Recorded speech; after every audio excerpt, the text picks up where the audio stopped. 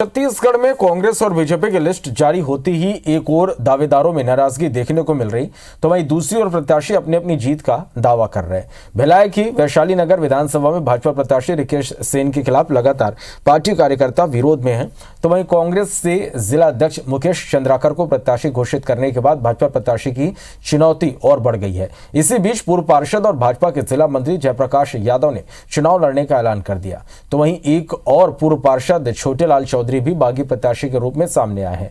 इधर बिलासपुर जिले में टिकट नहीं मिलने से बीजेपी नेत्री चांदनी भारद्वाज ने पार्टी छोड़कर जोगी कांग्रेस का दामन थाम लिया, तो वहीं लोरमी से पिछड़ा वर्ग आयोग के अध्यक्ष थानेश्वर साहू को कांग्रेस से प्रत्याशी बनाए जाने पर कुछ पदाधिकारी नाराज चल रहे हैं। कांग्रेस जिला अध्यक्ष सागर सिंह इस्तीफा देने की तैयारी में। इधर मरवाही विधानसभा क्षेत्र में विधायक डॉक्टर के ध्रुव को टिकट मिलने से कांग्रेस नेता नाराज चल रहे हैं और स्थानीय नेता को टिकट देने की मांग कर रहे हैं। और कोरिया में कांग्रेस ने भरतपुर सोनहत विधानसभा से सिटिंग एमएलए गुलाब कमरो को एक बार फिर टिकट दिया और लगातार तीसरी बार गुलाब कमरो को यहां से प्रत्याशी बनाया गया। उनका मुकाबला भाजपा प्रत्याशी रेणुका सिंह से होगा। हम सबको ये मालूम है कि ये सीट हम हार रहे हैं क्योंकि जनता स्वीकार नहीं कर रही कि एक कांग्रेसी विचारधारा के व्यक्ति को भाजपा से हम वोट दें। यदि हम हार जाएंगे तो बेहतर है कि इसको बदल दिया जाए, और यदि बी फॉर्म नहीं बदला जाता है तो मजबूरी में तीसरे बेहतर विकल्प के रूप में जनता और कार्यकर्ताओं की भावनाओं के अनुरूप मुझे चुनाव लड़ना पड़ेगा। मैं जिस जगह पे रहता हूँ, मार्केट में बिलिंग करता हूँ, मार्केट सारे लोग जानते हैं मेरे को। यहाँ से ले घासीदास तक मेरे समाज के लोग रहते हैं, कोका में रहते हैं, सुपेला में रहते हैं। इस टाइप का हर एक जगह मेरे समाज के लोग रहते हैं। समाज का पूरा समर्थक है, समाज के बल पे मैंने इस बार चुनाव लड़ने की कोशिश। हमारे साथ चांदनी भारद्वाज जी, सीधे उनसे बात करते हैं क्योंकि ठीक चुनाव का वक्त है, पार्टी प्रत्याशियों की पार्टी ने घोषणा कर दी है और ऐसे समय में आपने भाजपा छोड़कर जोगी कांग्रेस का दामन थामा है। मुझे जोगी जी की विचारधारा अच्छी लगी और साथ में वो क्षेत्रीय पार्टी है, तो हमारे क्षेत्र की समस्याओं का समाधान क्षेत्र पार्टी से बेहतर और कोई पार्टी नहीं कर सकती। क्या लगता है जोगी कांग्रेस के साथ जाकर कितना आप कर पाएंगी राजनीति में आगे?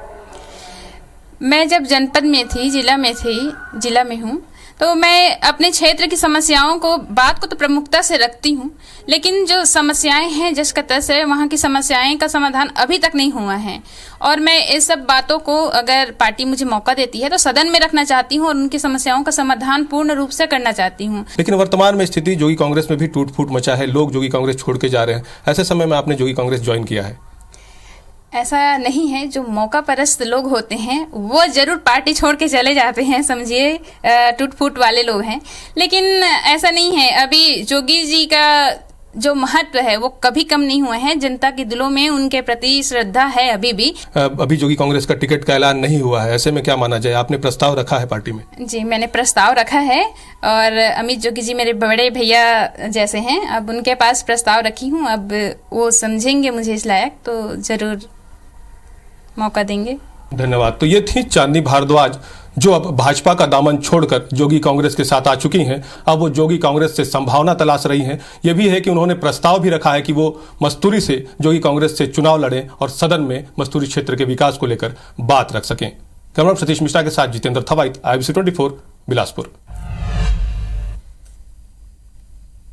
बाहरी का जो बात है, मैं तो पूर्व से भी इस बात में सहमत हूँ, आज भी हूँ। अगर स्थानीय व्यक्ति को अगर कांग्रेस पार्टी विश्वास नहीं करती, टिकट नहीं देती है, तो हम लोगों की रणनीति जो बनेगी उसमें हम तय करते हैं कि 27 में से कौन प्रत्याशी होगा और किसको चुनाव लड़ाएं। वो भी कांग्रेस के कार्यकर्ता ये सोचे नहीं थे कि जो कांग्रेस का सदस्य तक नहीं है ना, और हमारे साथ यहाँ जो मेहनत नहीं किया है उसको अचानक कांग्रेस यहाँ अपना उम्मीदवार बना देगी। हमारी मांग को वो अभी सुन ले और उस पर विचार करें और यहाँ का टिकट जो है वो चेंज करके स्थानीय व्यक्ति को टिकट दें। इस क्षेत्र के ही लोग को टिकट दिया जाए। यदि टिकट दिया गया है तो उसको वापस लिया जाए। सरकार से हमारा यही अपील है।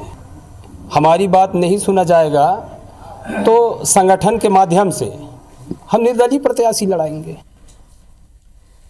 शीर्ष नेतृत्व ने जो चयन प्रक्रिया, जो प्रत्याशी चयन की प्रक्रिया जो तय की थी, इन्होंने उस किसी भी प्रक्रिया का पालन नहीं किया गया। और जो जिसे लोरमी से कोई मतलब नहीं है, लोरमी की जनता से कोई मतलब नहीं, लोरमी के कार्यकर्ताओं को जो व्यक्ति नाम नहीं जानता, ऐसे व्यक्ति को आप टिकट देंगे तो कहां से ये न्यायपूर्ण हुआ? कहां से आप कार्यकर्ताओं के साथ न्याय कर रहे हैं? सिर्फ उसका क्या मुझे इस बात की सजा दी जा रही है कि मैं कांग्रेस का सिपाही हूं और कोई व्यक्ति किसी नेता के लोग हैं तो इन्हें टिकट मिल जाए? इससे बड़ा दुर्भाग्य कोई नहीं हो सकता है। जो 15 साल में काम नहीं हुआ वो इन 5 साल में हुआ, इसलिए मैं चुनौती नहीं मानता। हम लोग विकास के मुद्दे पर हम बात करना चाह रहे हैं और इनके प्रत्याशी को किस तरह से आप देखेंगे, इनकी जुबानी जंगें जो चल रही है, किस तरह से इनकी बोली भाषा है, तो हम लोग उस पर हमको कोई टिप्पणी नहीं करना है। छत्तीसगढ़ के हमारे मुख्यमंत्री भूपेश बघेल जी, हमारे आला कमान और कांग्रेस पार्टी के सिंबल हमारा जो पंजा छाप है उसको लेकर हम लोग जा रहे हैं और कोई चुनौती नहीं मानते। इस सीट को हम जीतेंगे और प्रदेश में हमारी सरकार बनेगी।